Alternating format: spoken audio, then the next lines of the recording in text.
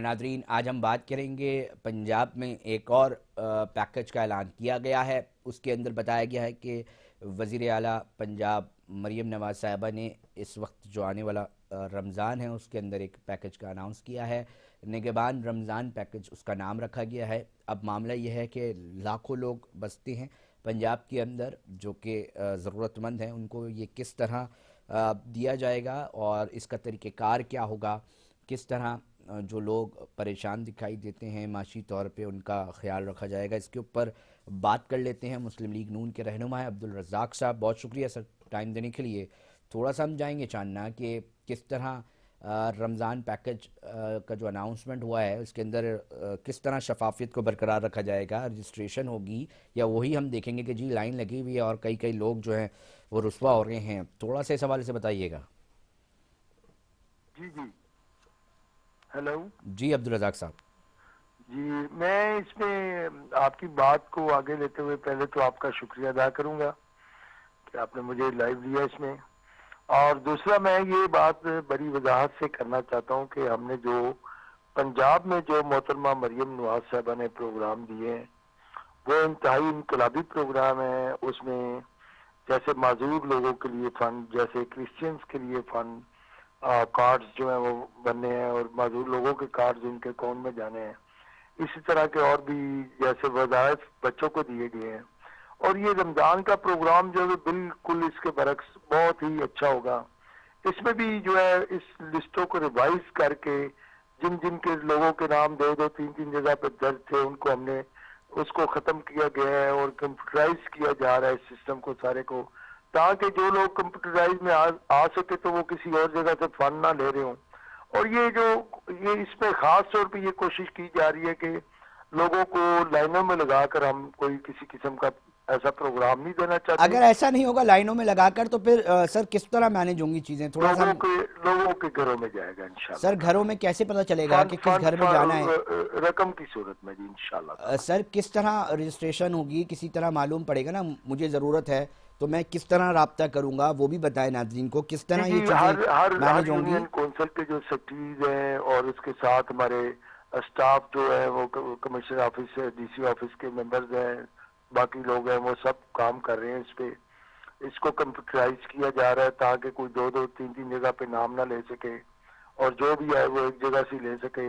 اور union council level پہ اس کو آرگنائز کیا جا رہا ہے اور پھر ان لوگوں کی کلیئرنس کی جائے گی کہ یہ کئی لوگ جو ہے یہ اچھے گھروں کے لوگ تو نہیں لے رہے, غریب گھروں میں جائے, بیوہ عورتوں کے پاس جائے, ان کی مدد ہو اور ایسے لوگوں کی مدد ہو جو انتہائی زندگی مشکل حالات میں گزار رہے ہیں.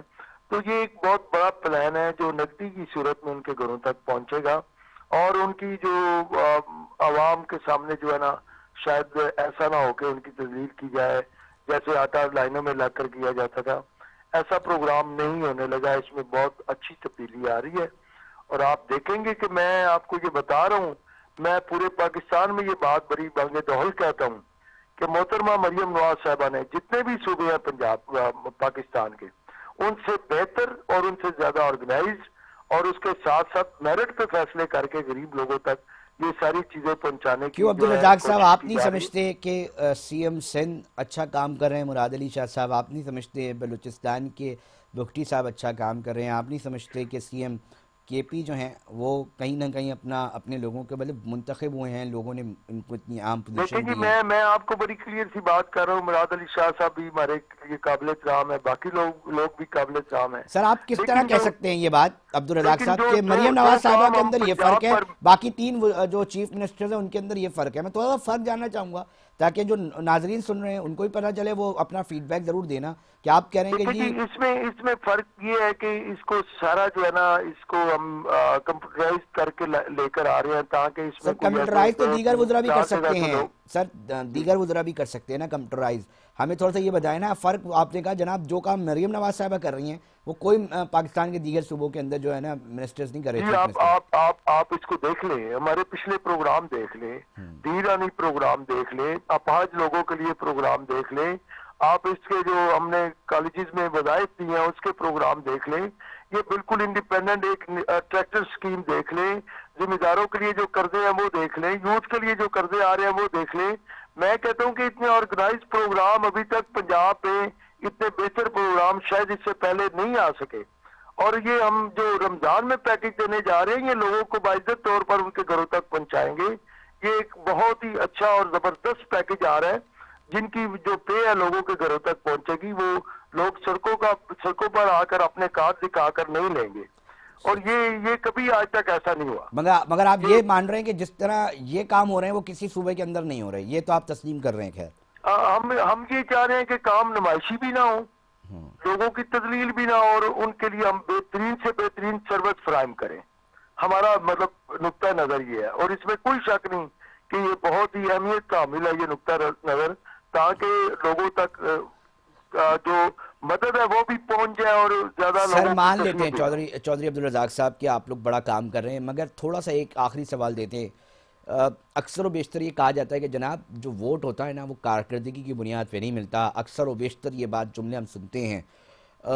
अक्सर व बेशतर अच्छे अच्छे काम करने वालों को वोट नहीं मिलता और किसी और एक कैंपेन के ज़रिए कोई और चीज़ करने वालों को वोट मिल जाता है। कोई एक उस वक्त का पॉलिटिकल मूव काम आ जाता है, कोई और चीज़ काम आ जाती है। तो मैं थोड़ा सा जानना चाहूँगा, इतनी एफर्ट्स के बाद कल को अगर वोट के अंदर आप समझते हैं कि कितना फ़र्क पड़ेगा वोट बैंक के अंदर, पंजाब के अंदर? बिल्कुल ये वोट के लिए काम नहीं हो रहा, ये अल्लाह की रजा के लिए काम हो रहा है। अल्लाह बड़ी की रज़ा। क्लियर सी बात है, इसको आप अपने ज़हन में बिठा लें ठीक है। कि ये वोट के लिए काम नहीं हो रहा, ये अल्लाह की रजा के लिए हो रहा है, मेरिट पे हो रहा है।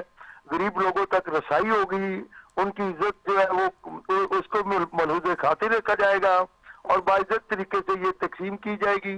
और इससे पहले भी आप देख रहे हैं जो प्लान बन रहा है वो इसी तरह ही हमारे प्लान बने हैं।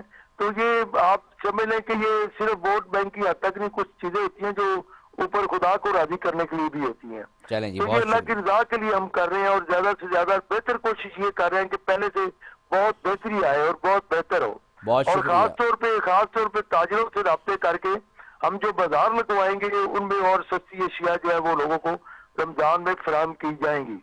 तो वो भी इसके साथ साथ होगा, लेकिन लोगों को ये नहीं कहा जाएगा कि हम आपको बैग दे रहे हैं और ये आकर बैग ले लें, और दो दो चार चार बंदे एक एक खातून को, गरीब लोगों को बैग देकर उनकी तस्वीरें खींचे। तो इन चीजों से कोशिश करेंगे कि अब हम परहेज करें और लोगों को उनकी इस्तात के मुताबिक और उनकी इज्जत के मुताबिक उनको जो है ना उनकी इमदाद की ठीक, जाए। बहुत शुक्रिया। चौधरी अब्दुल रज़ाक साहब थे, मुस्लिम लीग नून के रहनुमा थे, बता रहे थे कि जी तमाम लोगों की इज़्ज़तों को रखते हुए कि इज़्ज़त नफ्स जो है उनकी मजरू ना हो, उसके साथ इस चीज़ को देखते हुए जो है वो तमाम घरों तक जो है इस राशन तक, इस रमज़ान पैकेज को करने के लिए कोशिश करेंगे। हम भी यकीनी तौर पे देखना चाहेंगे कि इसी तरह जिस तरह कहा गया है उसी तरह चीज़ें हों, क्योंकि अक्सर बेशतर नाज़रीन ऐसी तस्वीरें आती हैं, ऐसी वीडियोज़ वायरल होती हैं जिसके अंदर बड़ी पेनफुल चीज़ें जो हैं वो सामने आती हैं, और जो अच्छा इकदाम भी होता है वो भी उसके नीचे कहीं दब जाता है। प्रोग्राम में वक्त हुआ एक और ब्रेक का, ब्रेक पे जा रहे हैं, मगर साथ जुड़े रहिएगा। अवामी नेशनल पार्टी ANP कराची में एक बड़ा जलसा करने जा रही है। क्या तैयारियां हैं, क्या मामलात हैं, कौन कौन आ चुका है कराची, इसके ऊपर बात करेंगे।